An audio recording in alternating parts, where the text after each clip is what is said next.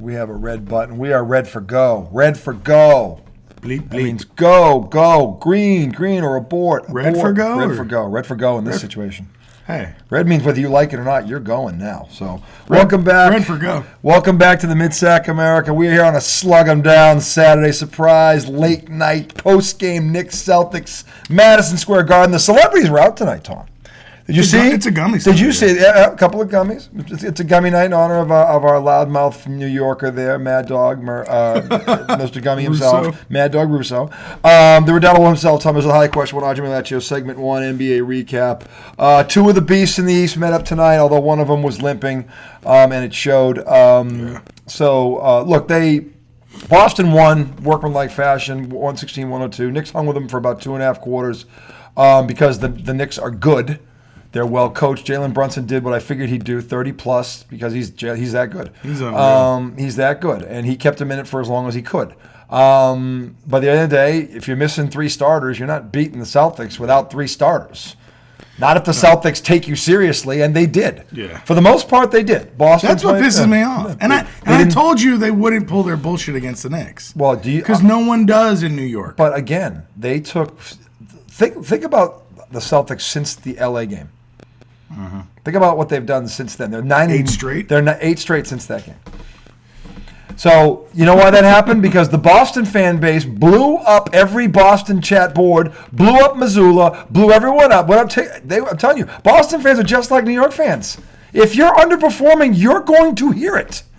And the Celtics underperformed that night. We both know it. Everybody knows it. And look, Tibbs is a good coach. And I said this to him before we come in the air. I sent him a text saying, look, here's the best part about Tibbs, and this is what bodes well for New York. He will make no excuses tonight.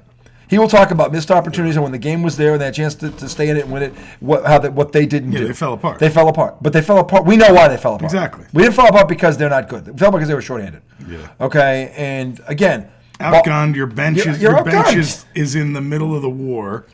They're all fucking breathing heavy. Let's put it this way. And let's be fair here. The Knicks are not, 3-point shooting is not their strength. They started out like 9 for 13. They wound up like 12 for 30-something. Yeah. Because they weren't going to be able to maintain that for 4 quarters. Boston was 15 for 35, so that was that number, 35. Boston's one mistake is they didn't go to the hoop enough. They only went to the line 12 times. That was a problem. But look, Brunson... the Knicks only had like... At one point in the 4th quarter, I think they got their 4th free throw attempt. They were 12 for 16. They wound up being 12 for 16. Okay, so maybe it was 3rd quarter. But in any event, Boston wound up being, from the foul line, Boston was 15 for 16 because New York fouled late. And where's the Knicks here? I'm sorry, the Knicks were 15 for 16 from the line. Boston wound up being, where was it? They were 9 for 12. But they were 15 for 35. Boston shot 57% from the floor. They were 46 for 80. The Knicks were 45%. So look, the thing is this. Boston had all their guns and the Knicks didn't. Yeah. Read no more into it than that. Boston, I'll tell you what, Boston did a good job taking care of the ball. They only had 7 turnovers. Yeah. So they didn't give New York extra chances. The Knicks stayed with them because they're good, they're well coached, and Brunson is every bit as good as he looks. So it's just the other part that makes it tough is the Knicks against the, and again, this is when they're undermanned. Mm-hmm. They're undersized at every position against. This is the Celtics. other problem, except for the center. He's tall. Yeah, but I mean, but Porzingis is fucking. He's a mountain. Porzingis is 7'3", and by the way, Porzingis tonight showed why he was great. He was great tonight. He was efficient. Pain in the fucking ass. No, but he is a difference maker. Yeah. Okay. No, and what would happen is, they do a pick and roll. Mm-hmm. And you get to pass out to Porzingis, who's 3 feet behind the fucking arc, and just wet. Yeah. And then we drive to the hole and pass out to Precious Achiuwa. Not the same thing. And look, it's not his fault. No, it's not his fault. But it's not his fault. Shooting when they get a 3 and then he shoots a 3, it's like. The reason that I say the Celtics, because even if the Knicks had all their guns, their center Mitchell isn't a 3-point shooter. No, he's not. No, are you talking about Mitchell Robinson? Yeah, he's not a 3-point he is shooter. Defense and offensive rebounding. But if he has to go out 30 feet and guard this guy, that's a problem for New York. So that's where Boston has the edge on them, okay?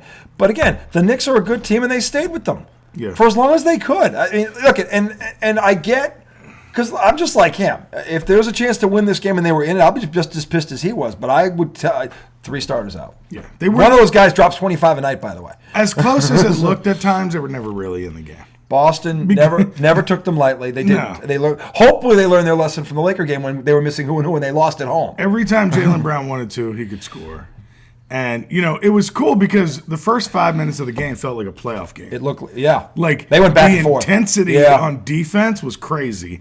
Look, Drew Holiday was all over fucking Jalen Brunson. They went at each other. And Jalen Brunson was making crazy shots. Yep. And that's when it's really tough when your best shot on offense is a Jalen Brunson contested floater or 3. I mean, if every possession that's what it's going to be, eventually you're going to fade and the other team is just going to. Jalen Brunson is not going to beat the Celtics by himself. No way, he can't. There are teams he can do that to. Yeah. This ain't one of them. Okay, but that's the thing. There aren't many. Too much size out there aren't many teams like this.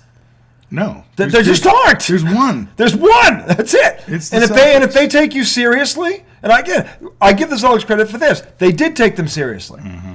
They did, and that's why I said I figured before the game started. It's funny. Pete called me 5 minutes before the game, and Wilbon and Steve and they were having this MVP argument about Tatum and why he should be and why he shouldn't be, and the thing is, I said to Pete, I said, look. If Boston takes them seriously, they're going to win this game between 10 and 20 points. That's what they won by. They won by 14. Mm-hmm. So they took them seriously. If Boston squeaked out, I would have been pissed. Because I'm like... And I would have been really happy. You'd have been very happy. Going, wow, they literally had them a shot. That's all I was hoping was like it was going to be... Like they were going to put a scare into it. It went accordingly. It went exactly the way I thought it should go. Yeah. And that's why I don't lose any faith in your... I'm telling you, these two teams are on a collision course. They're going to meet again. Now, there is one... potential, because again, one game is one game. But I was texting him last night. Milwaukee went into Minnesota and won, and looked good doing it. What was the score? They won by ended up being 4. But how much did Minnesota score on them? That third quarter, they wound up with like 107. It was like 112 to 108. But the thing is, they've been winning games like 140 to 1 something. Well, here's where Minnesota lost the game, and here's where there's 2 ways to look at this, and I actually wanted your take on this. And you tell me. Minnesota, and the one thing I've said, the knock on Minnesota is they don't have playoff experience. They're a very young and green team. They've had one playoff round. Really. 112-107. 112-107. Okay, so basically, yeah. So the thing is, the third quarter of that game is where it got away from Minnesota. Milwaukee outscored them like 36-13 in the third quarter. That's where the game got away from them. They came all the way back, but they couldn't quite get over them because Dame Lillard turned into Dame Lillard again. If they're in that situation, he can kill you. But Milwaukee only scored 13 in the third quarter. Yeah.